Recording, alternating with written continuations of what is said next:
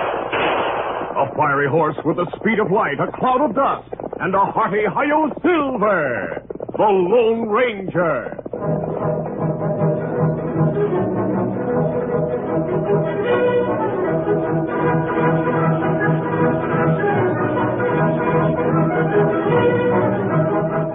This is the story that tells how Tonto once saved the Lone Ranger.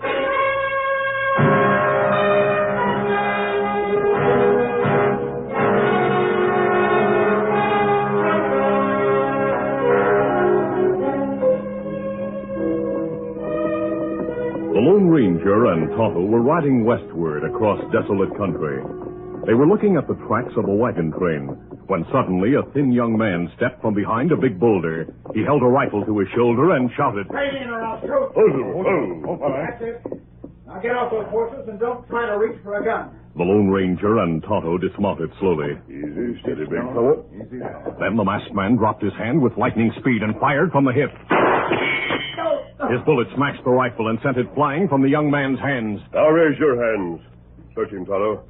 See if he has any other weapons. I haven't. I should have known better than to try to hold up a masked outlaw. I'm not an outlaw, and you don't look like one. I'm not. I held you up because I hoped to find food in your saddlebags. What's your name? Wingate. Dave Wingate. What are you doing alone in country like this? I was with a wagon train. It passed here. Why did you leave the train? I was driven away. Why? I didn't do anything wrong. I was framed by Cap Sanders.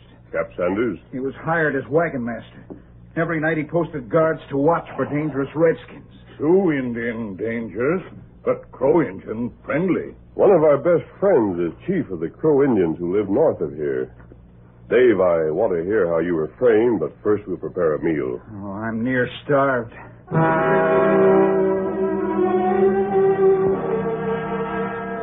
During the meal, Dave told about being on guard duty during a dark night when he saw two men sneaking beyond the circle of wagons. So I followed them.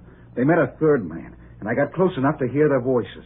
One was Cap Sanders, and another the guide he'd hired. We called him Dakota Dick.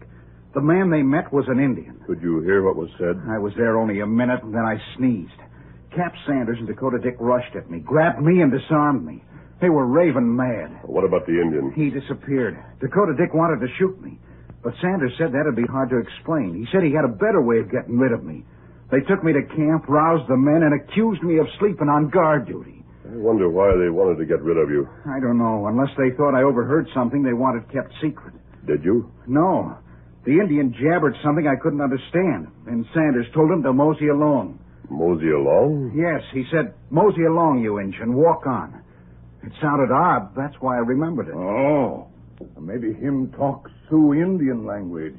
Maybe him say, "Mosey on, you Indian, walk on." That's it. Sanders told the Indian to make an attack at a landmark known as Medicine Rock. Medicine Rock? The wagons are supposed to reach there tonight. And Sanders is working with Sioux Indians to attack the pioneers. They must be warned.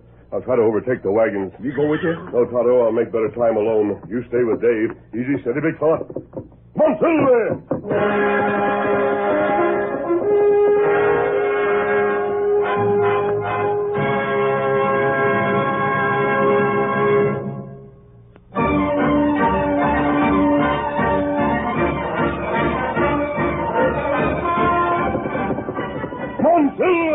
It was late afternoon when the Lone Ranger overtook the train of covered wagons.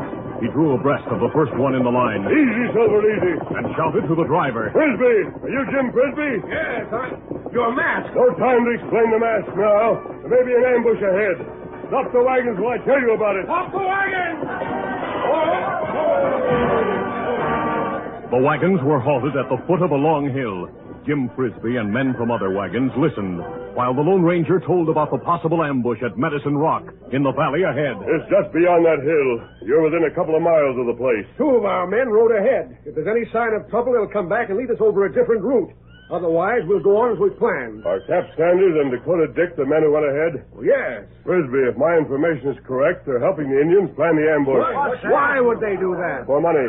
If you people are massacred, they'll be able to take your cash and let the Indians have your horses and supplies. They're not crooks. I'm sure they are. I'd say you're the crook. What's your game? The Lone Ranger realized when he heard the angry comments that he could never persuade the men to follow him over a different trail that would lead safely past the dangerous valley. Where'd you get your information? Nothing I might say would convince you that I've told the truth. Look! The top of the hill! Engines! They're show engines! They're on the warpath! They're coming this way! Now you must fight. I'll help you. Form a circle!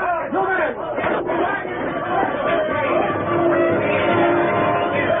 As the Indians rode down the long hill, the Lone Ranger helped the pioneers quickly move the wagons into a tight circle.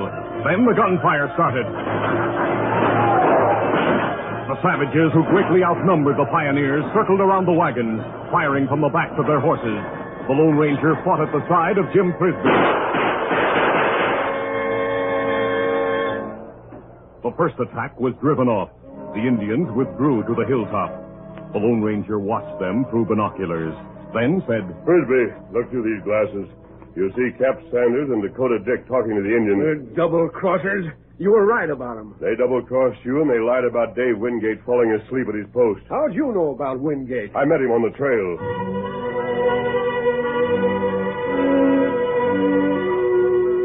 During the lull in battle, the Lone Ranger told how he had met Dave Wingate and learned of the attack. Then the Indians near the hilltop, out of gun range, showed signs of activity. They're starting another attack. We've used more than half our ammunition. Get set, boys. We'll go down fighting. Here they come. Every man inside the circle of wagons knew that the end was near. Make every shot count. The Indians knew it, too. They felt that victory was in their grasp, when suddenly new war cries sounded from the north. Look over there. More Indians coming. Those are friendly Indians. They're members of a Crow tribe. You mean they're on our side? Yes, Tonto's riding beside the chief. And there's Dave Wingate. Boys, we're saved. Never mind sparing the ammunition. Let them have it.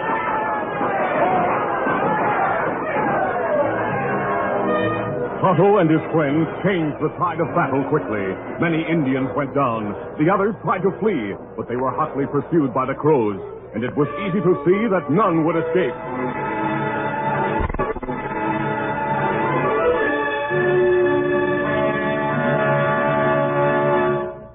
That night, in the light of campfires, Jim Frisbee told the pioneers how Dave Wingate had been unfairly punished. And, men, I say every one of us owes his life to Dave. That's right, Jim. I didn't do anything. We owe our lives to Tonto and the Lone Ranger. Hooray!